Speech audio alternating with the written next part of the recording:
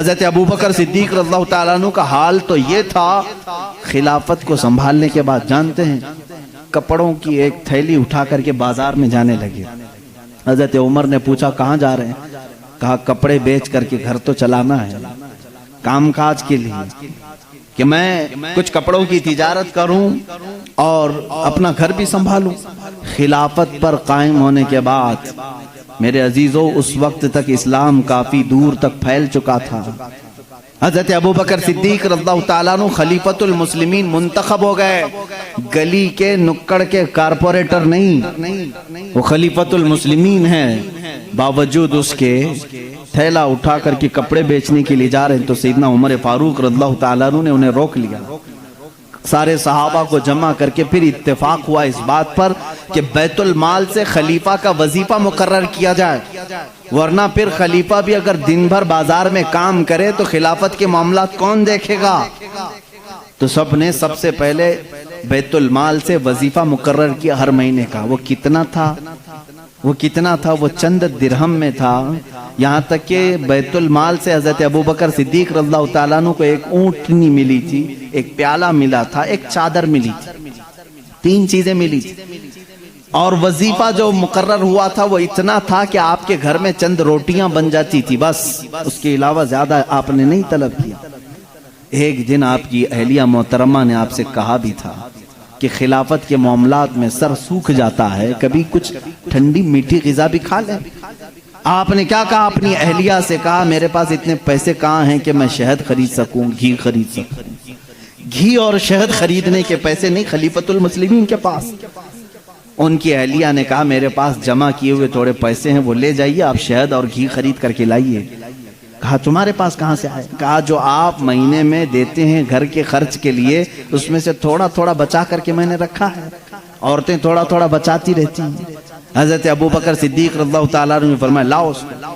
وہ لا کر کے دی، ایک پوری کافی اس میں درہم جمع ہوئے تھے، ہر مہینے شاید تھوڑا تھوڑا تھوڑا وہ جماتی ہوں۔ حضرت ابوبکر صدیق رضی اللہ تعالیٰ عنہ وہ سارے درہم لے جا کر کے بیت المال میں جمع کرتے، اور بیت المال میں صحابہ سے کہا آج سے میرا وظیفہ اتنا کم کر دو، اس لیے کہ یہ میری ضرورت سے زیادہ آ رہا ہے،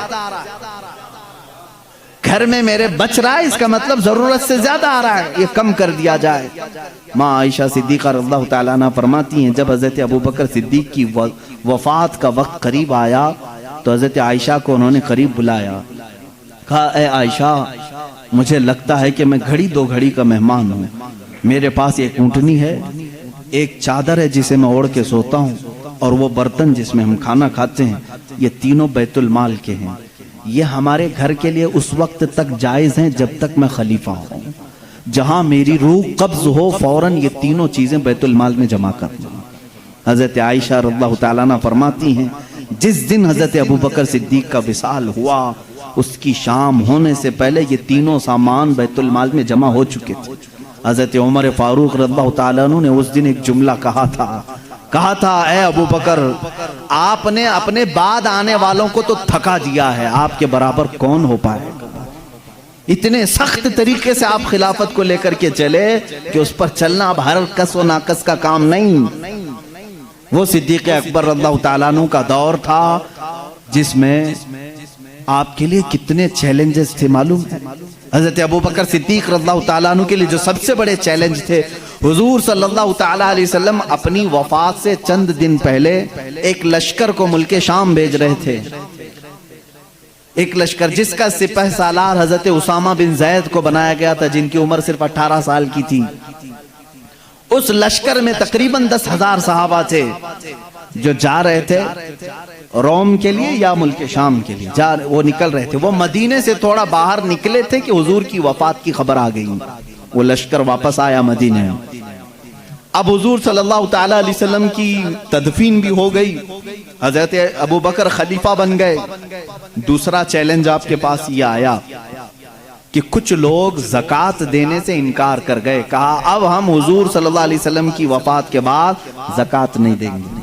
مانعین زکوٰۃ کہتے ہیں وہ لوگ اسلام کے ایک بنیاد کو چھوڑ رہے تھے، کہا حضور جب تک تھے ہم اپنے مالوں کی زکوٰۃ نکالتے تھے، اب نبی نہیں ہیں تو اب زکوٰۃ نہیں دیں گے، یعنی وہ اسلام سے برگشتہ ہو گئے، چھوڑ دیے۔ کچھ کافر ہو گئے، ان کا ایک فتنہ بھی اٹھ گیا تھا، مدینے کے آس پاس کے کچھ لوگ، ایک چیلنج یہ تھا۔ تیسرا ایک چیلنج تھا مسیلمہ کذاب، جو حضور صلی اللہ علیہ وسلم کی وفات کے بعد ہی فوراً اپنے نبی ہونے کا دعویٰ کرتی ہے۔ اس نے کہا میں نبی ہوں محمد صلی اللہ علیہ وسلم، اور اس نے ایک اچھی خاصی فوج بھی جمع کر لی، پیسہ تھا اس کے پاس، مال تھا۔ اب دیکھیں تین معاملات۔ ایسے وقت میں ایک طرف زکوٰۃ کے انکار کرنے والوں کا فتنہ بھی ہے، ان سے بھی مقابلہ کرنا ہے حضرت ابوبکر صدیق کو۔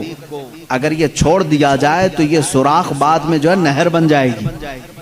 ایک طرف مسیلمہ کذاب جو جھوٹے نبی ہونے کا دعویٰ کر رہا ہے، اس سے بھی مقابلہ کرنا ہے۔ اور صحابہ اکرام، ظاہر سی بات ہے دونوں اگر جنگ چھڑتی ہے تو دونوں جگہ فوج کی ضرورت ہے۔ اس اثنا میں حضرت ابوبکر صدیق رضی اللہ تعالیٰ عنہ اسامہ بن زید کو کہتے ہیں جس لشکر میں حضور صلی اللہ علیہ وسلم نے تمہیں روم یا شام بھیجا تھا، اس لشکر کو لے کر جاؤ، اس لشکر کو لے کر جاؤ، اس میں 10,000 صحابہ جا رہے ہیں۔ اس وقت حضرت عمر فاروق نے کہا اے امیر المومنین، خلیفۃ المسلمین، ایک طرف زکوٰۃ کے منکرین سر اٹھائے ہوئے ہیں، ایک طرف مسیلمہ کذاب دجال نبوت کا دعویٰ کر بیٹھا ہے، ایسے وقت میں آپ اسامہ بن زید کو 10,000 کا لشکر دے کر اس جگہ بھیج رہے ہیں، اس جنگ کو کینسل کر دیں، ابھی اس کو رکوا دیں، یہاں صحابہ کی ضرورت پڑے گی۔ حضرت ابوبکر کی بات دیکھیں، کہتے ہیں اے عمر تمہاری بات صحیح ہے، لیکن میں اس لشکر کو نہیں لوٹا سکتا جس کو رسول اللہ نے روانہ کیا تھا۔ حضور اکرم صلی اللہ علیہ وسلم اپنی زندگی کے آخری لمحات میں جو لشکر بھیجے تھے وہ اسامہ بن زید کا لشکر تھا۔ یا اور بات ہے کہ حضور کی وفات کی خبر سن کر کے وہ مدینے آئے ہیں، لیکن اس لشکر کو روکا نہیں جائے گا، اگرچہ زکوٰۃ کے منکرین اور مسیلمہ کذاب سے لڑنے میں ہمارے جسموں کے چتڑے بھی اڑ جائیں، میں اس لشکر کو نہیں روکوں گا۔ اسامہ بن زید رضی اللہ تعالیٰ عنہ کو بٹھایا اور بھیج دیا۔ وہ صحابہ جو اس لشکر میں تھے سب کو بھیجا کہ یہ میرے نبی کی آخری خواہش تھی، آخری زمانے میں میرے آقا نے روانہ کیا تھا۔ حضرت اسامہ بن زید کو جانتے ہیں کس طرح روانہ کر رہے ہیں؟ جس عمر میں صدیق اکبر تھے وہ 60 سال کی تھی، 18 سال کے جوان اسامہ بن زید سپہ سالار مقرر ہوئے، ان کو گھوڑے پر بٹھایا اور ان کے گھوڑے کی ناتی رسی پکڑ کر چلنے لگے۔ خلیفۃ المسلمین ہے، سپہ سالار کو گھوڑے پر بٹھا کر رسی پکڑ کر چلنے لگے، وہ اتر کر کے آگے نیچے اچھل کر کے نیچے آئے، کہا غضب ہو گیا، آپ نیچے چل رہے ہیں اور میں گھوڑے کی پیٹھ پر بیٹھوں۔ صدیق اکبر رضی اللہ تعالیٰ عنہ نے فرمایا اسامہ جلدی سے بیٹھ جاؤ، یہ نہ دیکھو کہ میں نیچے چل رہا ہوں، بس یہ دیکھو کہ اس پیٹھ پر تمہیں بٹھایا رسول اللہ نے، اس گھوڑے کی پشت پر تمہیں اللہ کے نبی نے بٹھایا ہے، اس کے بعد کوئی اور ہو ہی نہیں سکتا تمہیں اس پشت سے نیچے اتار سکے۔ یہ صدیق اکبر کا جذبہ تھا۔ کہا اے امیر المومنین آپ چھوڑ دیں، آپ رخصت کر دیں، مدینے سے باہر تک آنے کی آپ کو ضرورت نہیں، یہ لشکر روانہ ہو جائے گا، آپ یہاں سے خدا حافظ کہہ دیں۔ لیکن حضرت ابوبکر صدیق رضی اللہ تعالیٰ عنہ رسی پکڑ کر چلنے لگے۔ کہا اسامہ بن زید خلافت کی ذمہ داری میرے اوپر آ گئی، میں معاملات سنبھالنے میں لگ گیا، خواہش تو میری بھی تھی کہ میں تمہارے ساتھ لشکر میں جاتا، حضور اکرم صلی اللہ علیہ وسلم نے جس لشکر کو روانہ کیا اس میں میں بھی شامل ہوتا، لیکن میں جا نہیں سکتا خلافت کے معاملات کو لے کر، صرف رسی پکڑ کر کے اس لیے چل رہا ہوں کہ کل بروز قیامت جب اس لشکر کے نام پکارے جائیں تو سپہ سالار کی گھوڑے کی رسی پکڑنے والے میں میرا بھی نام آ جائے۔ اتنی نسبت کے لیے وہ گھوڑے کی رسی پکڑ کر کے جا رہے تھے۔ اے میرے عزیزو، رسول کریم صلی اللہ تعالیٰ علیہ وسلم،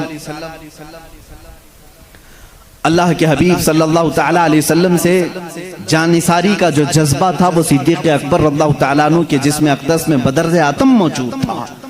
آپ کی خلافت کے پورے معاملات میں بیان نہیں کر سکوں گا، اس لیے کہ آج میں نے چاروں خلفاء کو ذکر کیا ہے۔ ظاہر سی بات ہے آپ جانتے ہیں وقت بہت تیزی سے گزرتا ہے، اور ہم اس سے پہلے ایک ایک خلیفہ کی زندگی پر ایک ایک دن پورا بیان کرتے تھے۔ حضرت ابوبکر صدیق رضی اللہ تعالیٰ عنہ کے روشن فتوحات میں سے یہ ہے اسامہ بن زید کو بھیجا، یہ بھی فتح پا کر کے واپس لوٹے اور بہت سارا مال غنیمت لے کر کے آئے، اور ایک فوج مسیلمہ کذاب سے لڑنے کے لیے بھیجی، مسیلمہ کذاب کو بھی قتل کر کے وہ صحابہ آئے، جھوٹے نبی کو۔ ایک فوج مانعین زکوٰۃ کے پیچھے بھیجی، ان کا بھی خاتمہ کر کے وہ مدینے آئے۔ صرف ایک سال کے اندر صدیق اکبر رضی اللہ تعالیٰ عنہ نے ساری شورشوں کو، سارے فتنوں کو سب ختم کر دیا تھا۔ اس وقت صدیق اکبر کے جذبے کو دیکھنے کا مقام تھا۔